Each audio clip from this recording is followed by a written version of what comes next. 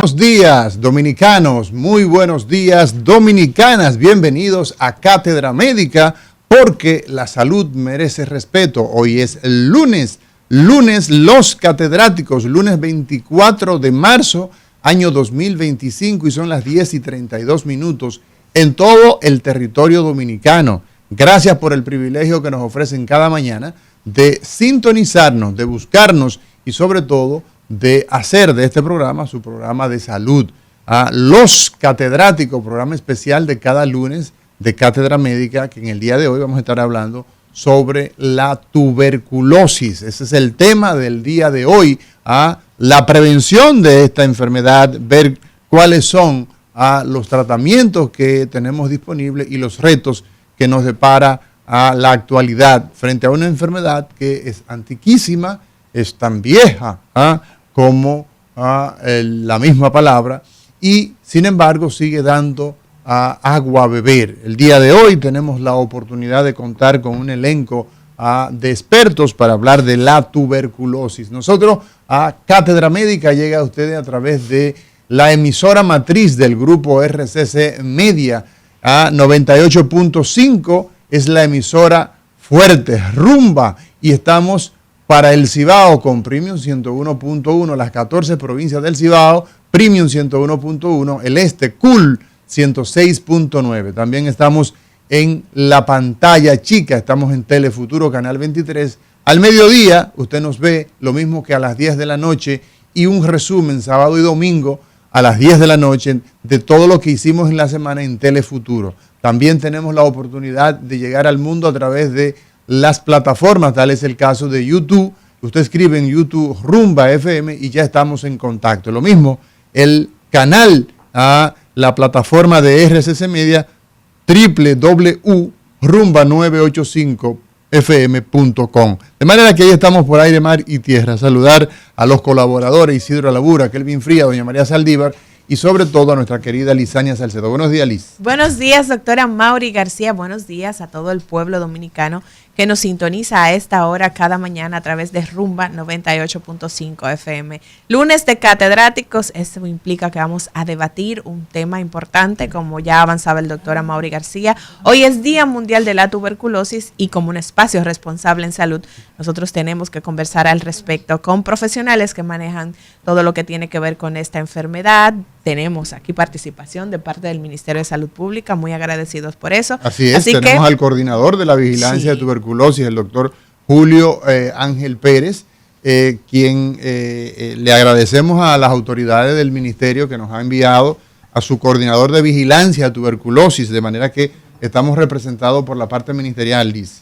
También tenemos en el día de hoy a nuestra querida neumóloga internista, Madeleine Ceballos, que es una colaboradora de este programa, y también a el doctor Miguel Catalino, epidemiólogo, quien pues se incorporará en breve. Buenos días, Madeleine Ceballos. Muy buenos días a Mauri, Lizania, muchísimas gracias como siempre por cada invitación, encantada de estar aquí con ustedes. Para nosotros es una honra de verdad que nos acompañe en el día de hoy. Saludar al doctor Julio Ángel Pérez. ¿Cómo está, doctor? Muy buenos días, estoy bien, gracias por la invitación en este día tan especial para nosotros porque conmemoramos la lucha contra la tuberculosis. Exacto, el Día Internacional que se celebra en el día de hoy, pues es básicamente un espacio para concienciar a la población de los efectos deleterios, devastadores que trae esta enfermedad, y qué mejor que la información, qué mejor que saber lo que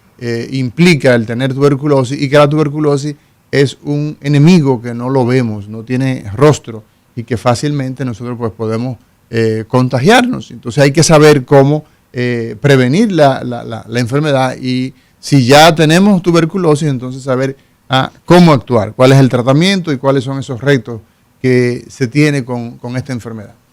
Me parece que es interesante, Liz, que nosotros de inicio pues empecemos a hablar para la población, de manera que la gente nos entienda qué es la tuberculosis, Madeleine, qué es esa enfermedad, doctor Julio Ángel Pérez. Bueno, la tuberculosis la definimos como una enfermedad infectocontagiosa que puede afectar los pulmones, pero también puede afectar otros órganos y tejidos, tales como los riñones, el sistema nervioso central, puede afectar también los ganglios linfáticos, los huesos y comprometer en general muchísimos órganos, tejidos de nuestro cuerpo. Es una enfermedad altamente incidente en nuestro país, que hay veces que pensamos que es una enfermedad extinta, cuando no es así, es una enfermedad incidente y prevalente a nivel mundial y en nuestro país, y cuyas complicaciones y consecuencias pueden ser devastadoras para la salud. Y ahí la importancia de su prevención, su diagnóstico y su tratamiento oportuno. Excelente, pero qué interesante esta introducción, doctora, porque quizás cuando hablamos de tuberculosis, la gente piensa que solo se afectan pulmones, pero ya usted en esta introducción que hace y ese desglose de lo que implica esta enfermedad, pues ya ha aclarado ese punto, Correcto, muy importante. Sí. El pulmón no es el único órgano, Diana, es el principal afectado de todos los órganos, porque es una enfermedad que generalmente la adquirimos al inhalar gotitas de saliva que están cargadas con el bacilo, por ende, el pulmón es como un objetivo. Sin embargo, hay otros órganos que también se pueden ver comprometidos, tales como los que ya hemos mencionado con anterioridad. Excelente. Bueno, doctor, de su parte nos gustaría poder hablar, ya decía Madeline, no es una enfermedad extinta. Hay una alta incidencia en República Dominicana. ¿Cómo andamos en este momento con relación a tuberculosis? Sí, es interesante esta pregunta porque como muy bien dijeron ustedes, la gente piensa que eso no existe. Inclusive, le hablamos de tuberculosis y dicen, pero eso estaba extinto. ¿Y aquí en República Dominicana existe? Y la verdad es que sí. Actualmente tenemos una tasa de incidencia de un 40.9 enfermos o personas por cada 100.000 habitantes. Es decir, para que tenga un poco más en contexto, en este 2024 tuvimos 4.807 casos de tuberculosis en tratamiento en el país. Y de esos casos, imagino que algunos llegaron ya complicados porque cuando la gente tiene la idea de que una enfermedad está extinta, no pone atención a quizás esas manifestaciones iniciales y tomando en consideración de lo que decía la doctora Madeline Ceballos, de que es una enfermedad altamente contagiosa, quizás cuando llegue el diagnóstico ya hay varias personas en una misma familia contagiados. Entonces, en ese punto. Es así, porque como se pueden enmascarar estos síntomas, como muy bien decía la doctora, los síntomas principales, ¿cuáles son? Tos, catarro, fiebre vespertina, que es un signo diana de esta enfermedad, dolor general, pérdida de peso importante sin ningún otro significado, pues solemos nosotros enmascarar estos síntomas en una gripe. Claro. En una gripe mala que casualmente, y la doctora no me deja mentir, actualmente tenemos unos virus tremendos y pudiesen mascararse estos síntomas dentro de uno de estos virus. Y muchas veces estos pacientes no buscan la ayuda adecuada o en un tiempo oportuno porque piensan que tienen una gripe y que con un antigripal, una sopita de pollo, un tececito, pues con eso se resuelve. Y como muy bien tú dices, mientras más se espera para buscar la ayuda, a mayor personas estamos contagiando. Tenemos ahí entonces una traba, doctora Madeline Ceballos, para poder establecer ese diagnóstico tempranamente y sabemos que el dominicano tiene la costumbre de que si tengo síntomas de gripe, comienzo a manejarlos en casa. Entonces, tomando en consideración que esos síntomas se pueden confundir con otras afecciones respiratorias, entonces llegan tarde los pacientes quizás. ¿Cuáles síntomas pudieran diferenciar la tuberculosis de otras afecciones respiratorias? Bueno, mira, el cuadro clínico como tal de la tuberculosis va con un cuadro que se caracteriza por tos, catarro durante al menos 2 semanas. Es un paciente que también puede tener fiebre, especialmente vespertina, es decir, en la tarde. Sí. El paciente puede tener un sangrado que proviene de las vías aéreas. Y siempre que tenemos la evidencia de este sangrado proveniente de nuestras vías aéreas, ya eso para cualquier médico debe llevarnos a tener esa sospecha fundada de que es un paciente que amerita de investigación y una detección temprana de tuberculosis. El cuadro de tos, expectoración al menos 14 días, debe conllevar esto una investigación un poquito más exhaustiva de este paciente, pero sobre todo si tenemos sangrado o hemoptisis proveniente de las vías aéreas, fiebre. Igualmente el paciente también que ya está desarrollando esta condición de salud va a debutar con un cuadro de pérdida ponderal importante, pérdida de peso. ¿Está bien? Sabemos que el paciente que tiene una condición pulmonar habitualmente pues se enfoca mucho en la dificultad respiratoria que tiene, Esto crea ansiedad, son pacientes que además están en hipercatabolia porque utilizan sus músculos accesorios de la respiración y esto hace a que este uso accesorio de la musculatura pues conlleve también a un mayor metabolismo y por ende a pérdida ponderal. Entonces, igualmente la tuberculosis se vale de este estado de desnutrición en nuestro paciente, pero también produce desnutrición a la vez. O sea que ese más bien es como el cuadro sintomático global. Excelente. Damos la bienvenida a este panel al doctor Miguel Catalino, epidemiólogo, bacteriólogo, investigador. Y nos gustaría, ya nos ha dado la doctora Madeline Ceballos una introducción con relación a todo el concepto de lo que es tuberculosis. Hemos hablado de la incidencia. Si pudiéramos hablar un poquito del contexto histórico con relación a la lucha contra esta enfermedad y a cómo han cambiado quizás el pronóstico para los pacientes a través de los años y de ese trabajo que se viene realizando para poder identificar a tiempo a estos pacientes y tratarlos adecuadamente. Bueno, pues gracias por la invitación. Buenos días al panel, interesantísimo. En breve síntesis, porque la historia es larga, pero la sintetizo en 5 minutos. Fíjense, yo diría, una discusión internacional, que en tiempos modernos, después de la caída de Constantinopla, de la Edad Media, la primera pandemia la hizo la tuberculosis. Con la expansión que hicieron de ella los españoles y los europeos que llegaron a América. En ese sentido, nosotros en República Dominicana, como es natural, de manera organizativa, empezamos en la década de los 40, gobernando el conocido Papa Trujillo. Iniciamos con el Consejo Nacional de la Lucha contra la Tuberculosis. Posteriormente, la enfermedad avanzaba, la mortalidad era grandísima en el mundo entero y en República Dominicana ni hablar, y se crea el Hospital Mantus, que es donde hoy está la Universidad Pedro Enrique Ureña. Ahí se crea por primera vez un hospital contra la tuberculosis. Y concomitantemente se funda también la Liga Dominicana contra la Tuberculosis. Luego, ya avanzando en el periodo después de la época democrática, se crea el programa nacional, el programa no, sino el Departamento de Tuberculosis en el Ministerio de Salud Pública. Posteriormente, en el 1987 se crea lo que hoy es el Programa Nacional de Control de Tuberculosis, en 1987.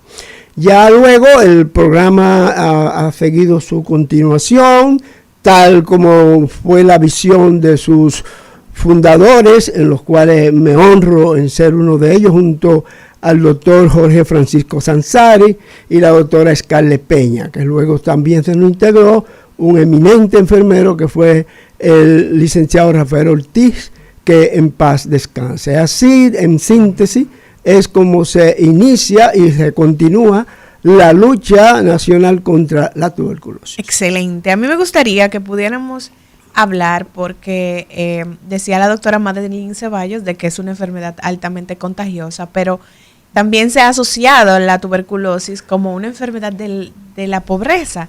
Esto por quizás las condiciones en las cuales viven las personas en sectores más vulnerables, el tema del hacinamiento, las condiciones de higiene, y en este punto pues desarrollar cuáles son esos factores de riesgo que tiene una persona para contraer una enfermedad como la tuberculosis. Todo lo que implique cierto estado de inmunocompromiso en nuestro cuerpo puede conllevar al desarrollo de esta enfermedad, porque es una enfermedad oportunista. Eso implica que se vale de debilidades en nuestro cuerpo, de circunstancias en nuestro entorno que, bueno, pues favorecen su desarrollo. Cualquier inmunocompromiso, sea esto por inmunodeficiencias como el virus de inmunodeficiencia humana, pero también tener una enfermedad inmunológica como el lupus, la artritis reumatoide, estar bajo un esquema de tratamiento inmunosupresor o antiinflamatorios, los pacientes que están privados de libertad, que están en la cárcel, habitantes de la calle, pacientes que tienen enfermedades previas como la diabetes, el cáncer, la hipertensión, cualquier condición de salud previa, ya esto es un talón de Aquiles para abrir esa puerta de entrada a este patógeno y que se pueda pues multiplicar, produciendo por ende la enfermedad. Claro. Por supuesto hay que mencionar también el consumo excesivo de alcohol y el consumo de tabaco. Claro. Doctor Julio Ángel Pérez, viene de parte del programa de control de tuberculosis, específicamente es el coordinador de vigilancia de tuberculosis del Ministerio de Salud Pública, y nos gustaría poder conocer cómo realizan ustedes ese trabajo de seguimiento, de identificación de los casos. Esta es una enfermedad de notificación obligatoria. Así es. Entonces, en ese sentido, ¿cómo identifican ustedes los casos? ¿Cómo llegan? Si llegan adecuadamente. Sabemos que hay un tema aquí de subregistro importante, que no todo se notifica como se debe y como mandan. Entonces, vamos a ver esta parte. Bien, la parte de la notificación, como muy bien dices, esta es una enfermedad de notificación obligatoria. Inmediatamente el caso es confirmado, ya sea a nivel público o privado, se debe de notificar a través de un formulario de individual, ¿verdad? De enfermedad individual que se envía a la DIEPI a través del SINAVE. El SINAVE es el Sistema Nacional de Vigilancia. Aquí registramos todos los eventos. Llámese evento a cualquier enfermedad que esté pasando en el momento. En este caso, tuberculosis. Pues a través del SINAVE, todos los casos presuntivos son aquellas personas que presentan uno o más síntomas de tuberculosis y son tamizados para tuberculosis, se recogen y se notifican a través del EPI-1. Que el EPI-1 es un formulario que se utilizan todos los centros médicos del país a través del cual notificamos enfermedades de notificación obligatoria, enfermedades rutinarias del día a día. Luego de que son notificados estos casos a través del EPI-1, existe también un subsistema que es el Sistema Epidemiológico y Operacional, que se llama CIOE, que es el que utiliza el programa, donde aquí notificamos todos los casos ya de tuberculosis y se le da seguimiento al caso desde que éste comience el tratamiento hasta que éste finalice el tratamiento. La ventaja que tiene el CIOE es que le alimentamos en tiempo real. Es decir, el paciente hoy llega, hoy se sube a la plataforma y diariamente cuando el paciente llega a recibir su tratamiento, pues se va actualizando. Por lo que tenemos un dato fresco y actualizado diariamente de todos los pacientes de TB. Qué interesante eso, que la gente pueda conocer por qué ustedes necesitan que se notifiquen este tipo de casos, porque es que el paciente tiene un seguimiento diferente y también podemos conocer cuál es la realidad detrás de toda esa enfermedad y tener las herramientas y el dato para poder trabajar en pro de seguir evitando que este tipo de enfermedades se propaguen. El tema del contagio, doctora Madeline Ceballos, ya una vez identificado el caso, sabemos que cuando se diagnostica una enfermedad como la tuberculosis, pues hay pánico en el entorno, en la familia, un tema de cómo lo vamos a manejar, un tema de estigma también, que a veces no se quiere comunicar cuál es la enfermedad que tiene el paciente para que la gente no lo rechace, pero hay un tema de trabajar adecuadamente ese tratamiento de ese paciente aislado para evitar el contagio. Vamos a hablar de esta parte, doctora, para que quienes nos escuchan pues tengan el conocimiento. Bueno, indudablemente que, como bien describimos, es una enfermedad infectocontagiosa y se va a adquirir cuando inhalamos gotitas de saliva de una persona que está enferma y tose o estornuda en un perímetro que está cercano al nuestro. Por ende, el tema de pues el uso de mascarillas, a veces el distanciamiento social, son bastante esenciales en la prevención y la limitación de la propagación de esta enfermedad. Por ende, una vez tenemos ya un paciente sintomático respiratorio que ha sido identificado como tuberculoso, como tal, se recomienda también, si tiene exposición, si tiene contacto con algún familiar en su hogar de manera cercana, una detección pues en los demás familiares del hogar con quien convive. Y durante los primeros 2 meses de tratamiento, pues el aislamiento en la medida de lo posible. Si convive en un lugar, bueno, pues con los demás familiares, estar en una habitación solo por lo menos los primeros 2 meses, y los demás familiares también deben recibir terapia deben recibir la detección de este patógeno mediante las pruebas de detección temprana. Claro, importante.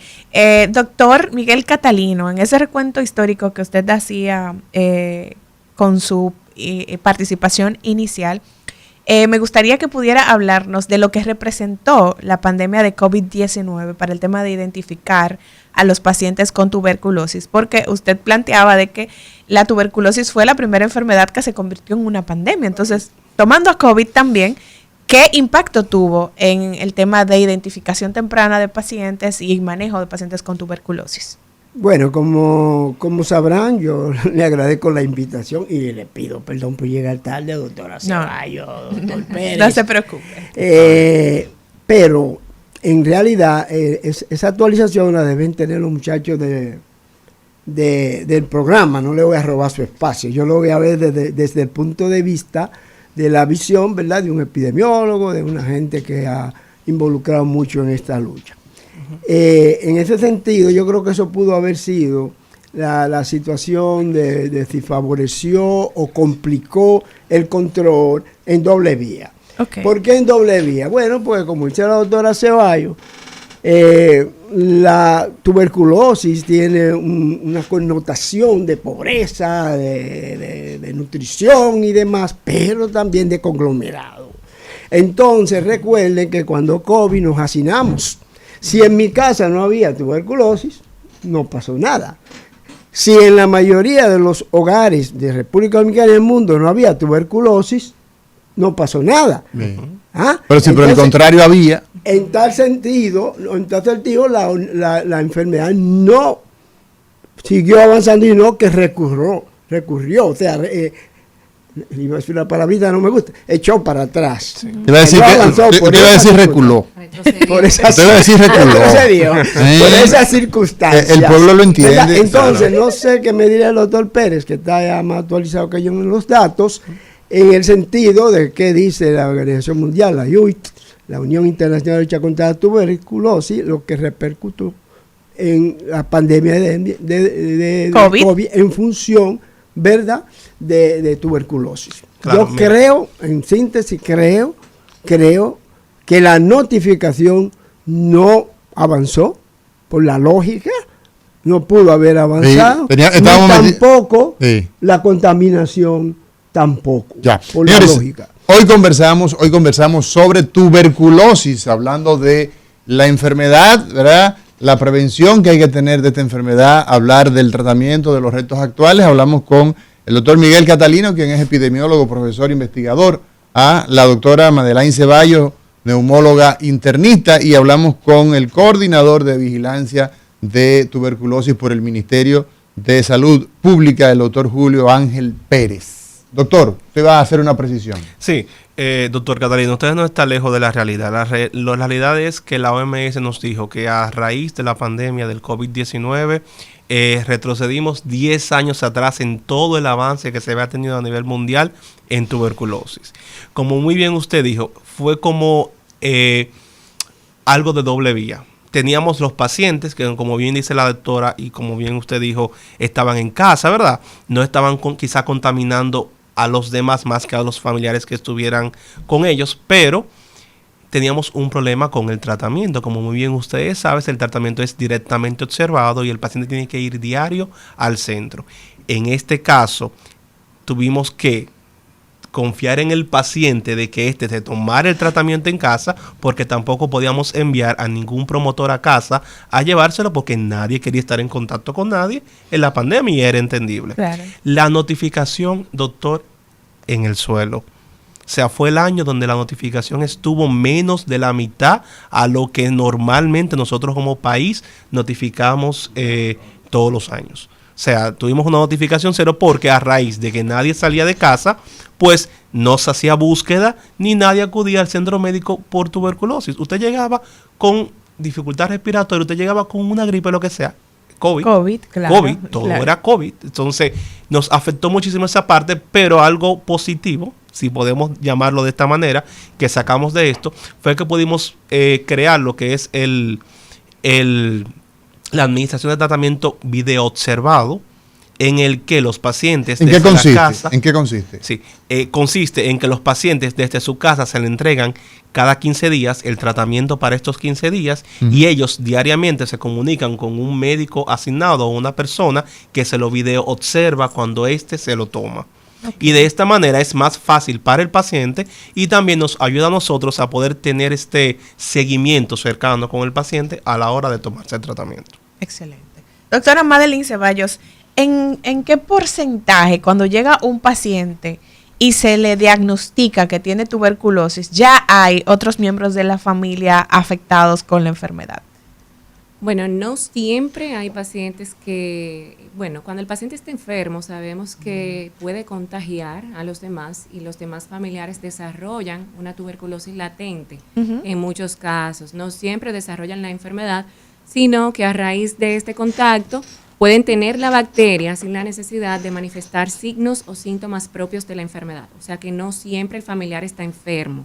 Tiene la bacteria ahí, está adormecida por el sistema inmunológico y eventualmente cuando bajan las defensas, cuando sobrevienen otros factores, puede esta tuberculosis latente convertirse en una tuberculosis activa. Pero en muchos casos igualmente pues también no solamente tiene el familiar una TB latente, sino que también puede progresar a la enfermedad como tal, ya francamente instaurada. Eso pasa con mucha frecuencia. O sea que ya entrando en esa clasificación que hace de la tuberculosis, está esa tuberculosis latente, donde está la bacteria ahí, pero el paciente no manifiesta síntomas, no desarrolla la enfermedad. Es un portador asintomático de la enfermedad. Cuando está activa, entonces ya sí, presenta toda la manifestación y hay que tratar. Hay que tratarlo, pero también la TB latente lleva tratamiento. Okay. Lleva quimioprofilaxis. Latente, para la gente que no está pues familiarizado con el término, ¿qué significa que tienes tuberculosis latente? ¿Qué es eso? Eso significa que el paciente se expuso, tuvo un contacto con una persona enferma, ¿verdad? Adquirió la bacteria, esta bacteria está en su cuerpo, está en su organismo, pero todavía no ha desarrollado los signos y síntomas propios de la enfermedad, está dormida. Está dormidita, está larvada ahí, está esperando su momento para expresarse. Correcto. Profesor Miguel Catalino, siempre un placer verlo, profesor de la Universidad Autónoma de Santo Domingo, histórico, tantos años que lo vimos en las aulas. Trabajo de campo al día de hoy, ¿están corriendo en relación con la tuberculosis que usted tenga conocimiento? ¿Se está investigando en nuestro medio, en la República Dominicana, tuberculosis como línea de investigación? ¿Es de interés la tuberculosis? Bueno, creo que está centrando el componente investigación.